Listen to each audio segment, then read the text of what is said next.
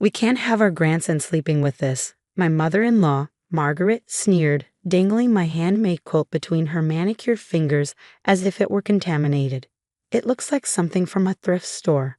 I stood frozen in my carefully decorated nursery, watching as she tossed 9 months of love and dedication into a garbage bag.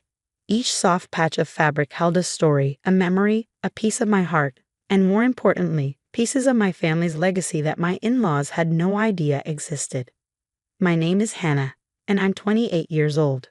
For the past year, I have been working on a very special gift for my unborn son, a handmade quilt that would connect him to both sides of his family history. You see, my mother passed away when I was young, but she left behind a collection of precious family heirlooms, antique lace from her wedding dress, silk from my grandmother's favorite scarf, and delicate embroidered handkerchiefs passed down through generations. I had carefully sewn these treasures into the quilt, hiding them within the layers of new fabric, creating something that merged past and present. But to my wealthy in-laws, the Blackwells, anything handmade was beneath them. "Really, Hannah?" My father-in-law, Richard, chimed in, adjusting his designer glasses. "We've already ordered proper bedding from Paris. Custom made, highest quality. That's what a Blackwell deserves." My husband James stood by the doorway, uncomfortable but silent. He had always struggled to stand up to his parents, especially when it came to their standards. I caught his eye, pleading silently for support, but he just looked away. "The nursery is coming along beautifully," Margaret continued, surveying the room with her typical air of superiority. "Once we replace those creative touches you've added with proper decor, it will be perfect. The interior designer is coming tomorrow." My hands trembled as I watched them shove my quilt deeper into the garbage bag. Each push felt like a stab to my heart. Inside that quilt were my mother's lace, my grandmother's silk, generations of love and history they were about to throw away. "I'll take care of this," Richard said, picking up the garbage bag. "The trash collectors come tomorrow morning." "Wait," I started to protest, but Margaret cut me off with a wave of her hand. "Hannah, dear, you need to understand something. You're carrying a Blackwell hair. Everything about his life needs to reflect our family's status. Your crafting projects, while sweet, simply don't meet our standards." Sweet. The word dripped with condescension. If only they knew that hidden within those carefully stitched squares was jewelry worth more than their monthly country club dues. My mother's family had been quietly wealthy for generations, but they had valued heritage over showing off. I had inherited that same sense of understated dignity, something the Blackwells couldn't begin to comprehend. I watched helplessly as Richard carried the bag out, my throat tight with unshed tears. James finally spoke up, his voice weak. "Mom's right, honey. We need to think about what's best for the baby." What's best for the baby? As if erasing his maternal heritage was somehow in his best interests. As if my family's treasures meant nothing compared to their imported blankets and designer nursery. That evening, after the Blackwells left, I sat in the nursery's rocking chair, one hand resting on my swollen belly, the other clutching my phone. I had one call to make, to my Aunt Sophie, my mother's sister, and the only person who knew exactly what I had sewn into that quilt. "They did what?" Sophie's voice crackled through the phone, her usual calm replaced with rare anger. "Do they have any idea what they've thrown away?" "No," I replied, my voice steady despite my churning emotions. "They just saw a homemade quilt. They have no clue about Mom's lace, Grandma's silk, or," I paused, "the other things we sewed in." Sophie was quiet for a moment. "The pearls, too." "Everything," I confirmed. "The entire collection, just like Mom planned. She always said our family's treasures should be passed down in secret, sewn into things people wouldn't look twice at." I thought it would be perfect for the baby." "It was perfect," Sophie said firmly. "And we're not letting those snobs throw away our family's legacy." "Where did Richard put the bag?" I glanced at the clock, 9:45 p.m. in their garage. "They live 3 blocks away. The trash collectors come at 8 a.m. tomorrow." "Then we have time," Sophie said, and I could hear her car keys jingling in the background. "Text me their address. And Hannah? Don't tell James. Not yet. Let them think they've won." After I hung up, I felt a small flutter of movement from my baby. I smiled, placing both hands on my belly. "Don't worry, little one," I whispered. "Your mom's not as helpless as your grandparents think. And you're about to learn your first lesson about our family. We protect what matters, even if others don't see its value." I pulled out my phone again, this time to send a text to my mother-in-law. You're right, Margaret. The quilt wasn't good enough. Thank you for helping me see that. Let them think they had broken my spirit. Let them believe I had finally accepted my place in their hierarchy. Sophie's black SUV idled quietly outside the Blackwell mansion at 11:30 p.m. I sat in the passenger seat watching the security lights cast long shadows across their manicured lawn. My heart pounded as I pointed to the side entrance of the garage. There, I whispered. Richard always leaves it unlocked. He says their neighborhood is too exclusive for thieves. Sophie snorted, pulling on black leather gloves.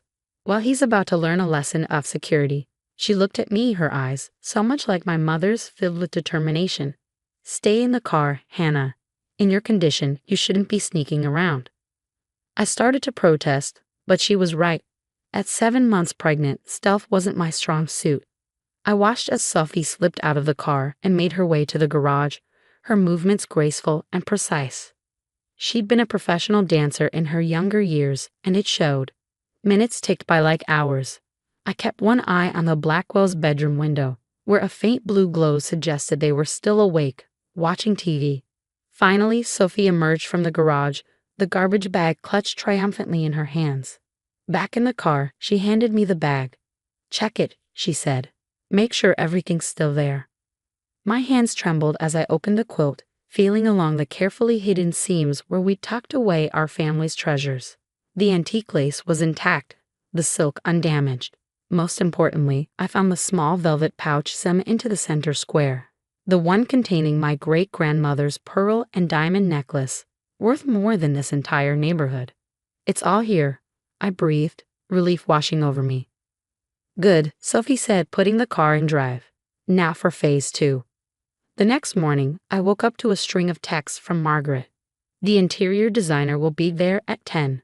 We've selected the perfect imported bedding set. 2,000 euros, but nothing's too good for our grandson. Make sure you've cleared out any other homemade items before she arrives. And please dress appropriately. The designer works with very high-end clients. I smiled, thinking of the quilt now safely hidden in Sophie's vault. Oh, I'll dress appropriately, I murmured to myself, pulling out the outfit I'd planned, a simple black dress that had belonged to my mother, accessorized with a single strand of pearls identical to the ones hidden in the quilt. At exactly 10 a.m., Margaret swept into my house with the interior designer, a rail-thin woman named Clarissa who spoke with an affected French accent. I played my part perfectly, the chastened daughter-in-law, grateful for their guidance. You were so right about the quilt, I told Margaret, watching her preen at my submission. I see now it wasn't up to Blackwell standards. Of course it wasn't, dear. She patted my hand condescendingly. But that's why we're here to help. Now, Clarissa has brought some samples of proper nursery linens. I sat quietly as they draped imported fabrics across the crib, each one more ostentatious than the last. The prices they casually tossed around would have fed a family for months. This one, Margaret declared finally, holding up a blue and silver coverlet. It's perfect, and only 3,000 euros. It's lovely, I agreed. Almost as nice as the antique lace my mother left me. Margaret's head snapped around. What antique lace? I kept my voice casual. Oh, just some family heirlooms. Nothing as fine as this, of course. Though the appraiser did say the handmade Belgian lace was museum quality, from the 1890s, I believe. For the first time, I saw uncertainty flicker across Margaret's face. Clarissa, sensing the shift in atmosphere, stopped mid-sentence about thread counts. You put valuable antiques into that quilt. Margaret's voice rose an octave. Well, yes, I said innocently. My family always believed in preserving heirlooms by incorporating them into everyday items. Less ostentatious that way. The pearls especially. Pearls? Margaret gripped the back of a chair. Great-grandmother's pearl and diamond necklace. The one she wore to dance with the Prince of Wales. I thought it would be sweet for the baby to have a piece of family history in his nursery. But you were right, the quilt wasn't good enough. Margaret was already fumbling for her phone, probably to call Richard. But I knew it was too late. The garbage trucks had come and gone hours ago. If you'll excuse me, I said, standing up with exaggerated care, one hand on my belly. The baby's pressing on my bladder. Please continue with the designer bedding. Nothing but the best for a Blackwell. Right. As I walked to the bathroom, I heard Margaret's panicked voice behind me. Richard? Richard, answer your phone. We have to get that quilt back. I closed the bathroom door and pulled out my phone to text Sophie. Phase 2 complete. They took the bait. Her response came immediately. Perfect. Ready for phase 3 tomorrow? Time to teach them about true family values. I smiled, touching the pearls at my throat. The ones Margaret assumed were costume jewelry, but were actually part of a matched set with a necklace in the quilt. Ready? I texted back. Let's show them what old money really looks like. The next morning, I arrived at the Blackwells' monthly family brunch wearing my mother's vintage Channel suit, another simple outfit they had always sneered at, not recognizing its value. Margaret and Richard looked like they hadn't slept, their usual polished appearance slightly frayed around the edges. Hannah. Margaret rushed over, her voice hushed. About the quilt. Perhaps we were hasty. If you could just tell us where it is. But you threw it away, I replied innocently, loud enough for the other family members to hear. Into the trash, because it wasn't good enough for a Blackwell. Several heads turned. The Blackwell's social status was built on their image of refined taste and sophistication. The whispers had already started about how they had thrown away priceless antique lace, vintage Hermes silk, and family jewelry. Don't be difficult, Richard hissed. That necklace, it must be worth more than your annual country club dues? I suggested. Yes, it was. The insurance appraisal put it at $1.2 million.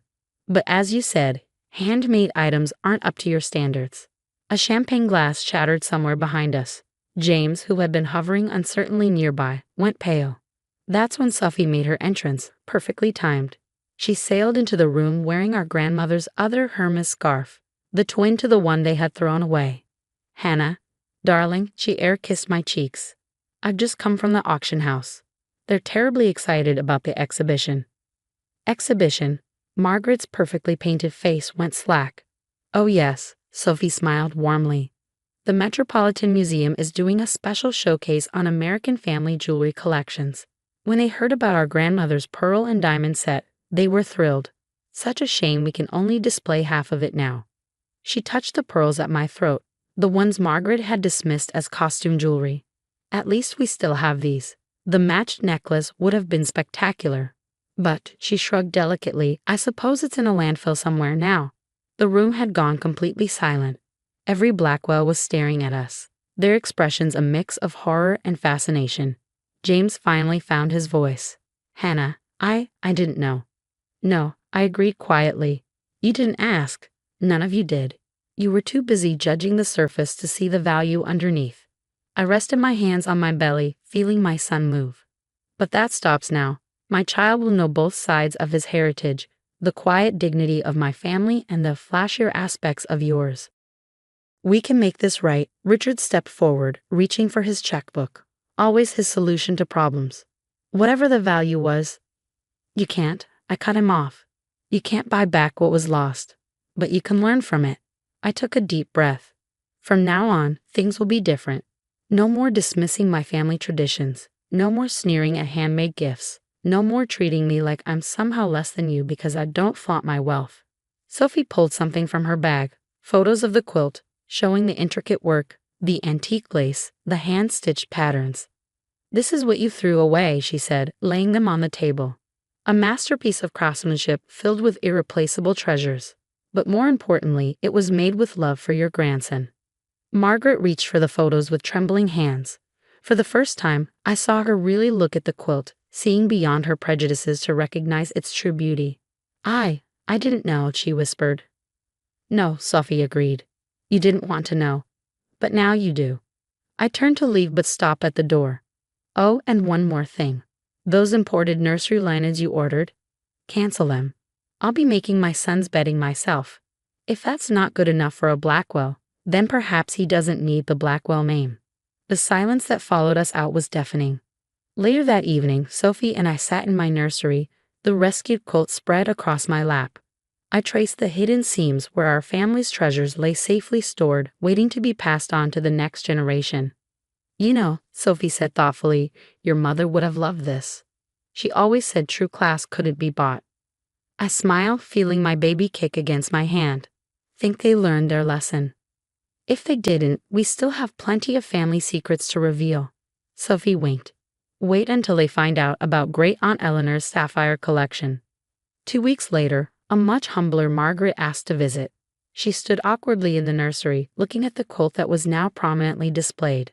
"It's beautiful," she said softly. Would you teach me how to make one? For my grandson?" I patted the rocking chair beside me. "Sit down," I said. "I'll show you how to start. After all, that's what family does, passes down its treasures, one stitch at a time."